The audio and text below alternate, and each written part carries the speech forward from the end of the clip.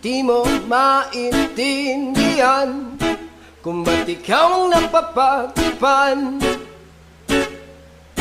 ng halik ng kamalasan.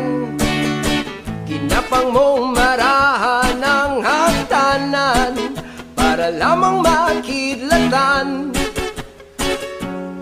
sa kaitaas-taasan. Ngunit kaibigan, huwag ka magpapasindak. Kaibigan, easy lang saya.